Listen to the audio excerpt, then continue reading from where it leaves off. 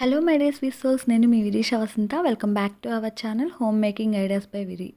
ఈరోజు రెసిపీ వచ్చేసి దేవీ నవరాత్రుల్లో 8వ రోజున అమ్మవారికి గూడాన్నాన్ని నైవేద్యంగా సమర్పిస్తాం కదండి.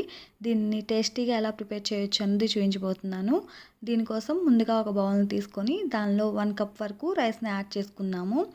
రైస్ని 3 to 4 టైమ్స్ నీట్గా క్లీన్ చేసుకొని రైస్ మునిగేంత వరకు వాటర్ని యాడ్ చేసుకొని ఒక హాఫ్ అన్ అవర్ పాటు నానబెట్టుకుందామండి. హాఫ్ అన్ అవర్ తర్వాత ఒక బౌల్ని తీసుకొని దానిలో 2 కప్స్ వాటర్ను అలాగే 4 కప్స్ వరకు మిల్క్ను యాడ్ చేసుకుందాము. మీకు మిల్క్ క్వాంటిటీ ఎక్కువ ఉండాలి అనుకుంటే 5 కప్స్ మిల్క్ 1 కప్ వాటర్ను యాడ్ చేసుకునేసి స్టవ్ మీద పెట్టుకొని బాయిల్ చేసుకోండి. మీకు వాటర్ క్వాంటిటీ అసలు యాడ్ చేయడం ఇష్టం లేదు అనుకుంటే 5.5 కప్ వరకు మిల్క్ను 1/2 కప్ వరకు వాటర్నైనా యాడ్ చేసుకోండి.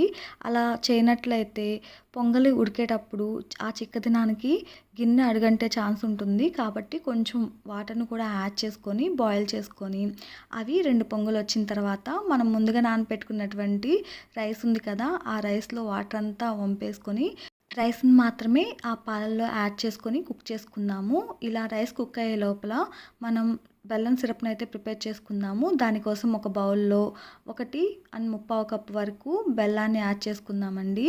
మనం రైస్ని ఏ కప్తో అయితే తీసుకున్నామో అదే కప్తో బెల్లాన్ని కూడా తీసుకోవాలి. దాంట్లోనే 1/2 కప్ వరకు వాటర్ని కూడా యాడ్ చేసుకొని జస్ట్ ఈ విధంగా కరిగించుకొని పక్కన పెట్టేసుకుందాము. ఒకవేళ మీరు తీసుకున్నటువంటి బెల్లంలో ఏమన్నా నలకలు ఉన్నట్లయితే ఈ సిరప్ను వడకట్టుకొనేసి పక్కన పెట్టేసుకోండి. నెక్స్ట్ ఇంకొక కడాయిని స్టవ్ మీద పెట్టుకొని దానిలో 2 స్పూన్స్ వరకు గీని యాడ్ చేసుకొని దానిలో కాజు మరియు కిస్మిస్ని యాడ్ చేసుకొని ఫ్రై చేసుకుందాము. మీకు టేస్ట్ నచ్చినట్లయితే పచ్చి కొబ్బరిని కూడా యాడ్ చేసుకొని లైట్ గోల్డెన్ బ్రౌన్ కలర్ వచ్చేంత వరకు ఫ్రై చేసుకొని పక్కన పెట్టేసుకుందాము. ఈ లోపల మనం రైస్ని చూసినట్లయితే పర్ఫెక్ట్గా కుక్ అయిపోయి ఉంటుంది. ఇప్పుడు మనం ఫ్రై చేసుకుని పెట్టుకున్నటువంటి నట్స్ అలాగే బెల్లం సిరప్ ఉంది కదా, దాన్ని కూడా యాడ్ చేసుకొని బాగా మిక్స్ చేసుకోవాలండి. ఈ బెల్లం సిరప్ అనేది బాగా కలిసేంత వరకు కలుపుకొని ఇంకో 2 మినిట్స్ పాటు కుక్ చేసుకుందాము. నెక్స్ట్ దీనిలో మంచి ఫ్లేవర్ కోసము 1 స్పూన్ ఇలాచీ పౌడర్ను అలాగే 1/2 స్పూన్ వరకు సాల్ట్ను యాడ్ చేసుకుందాము. సాల్ట్ని యాడ్ చేయడం వలన స్వీట్ అనేది బ్యాలెన్స్ అయ్యి టేస్టీగా ఉంటుందండి.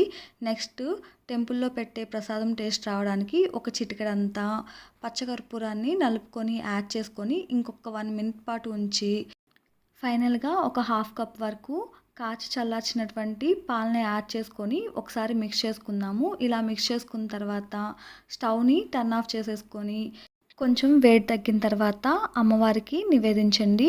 ఇంతే ఈజీగా మీరు కూడా గూడన్నాన్ని ఒకసారి ట్రై చేసి మీకు ఎలా కుదిరింది అన్నది తప్పకుండా కామెంట్ చేయండి. అలాగే మన వీడియోస్ను సబ్స్క్రైబ్ చేసుకోకుండా చూస్తున్నట్లయితే వెంటనే సబ్స్క్రైబ్ చేసుకొని మీ ఫ్రెండ్స్ అండ్ ఫ్యామిలీకి కూడా మన వీడియోస్ని షేర్ చేసి నన్ను సపోర్ట్ చేస్తారని ఆశిస్తూ thank you for watching our videos and thank you so much for your all the support. Please like, share, subscribe to Homemaking Ideas by Viri.